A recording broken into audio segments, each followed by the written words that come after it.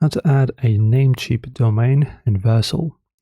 So guys, firstly, let us begin with the Namecheap itself. So you just need to, of course, register and activate your account. Then in your domains list, you need to find your domain that you wish to, of course, add.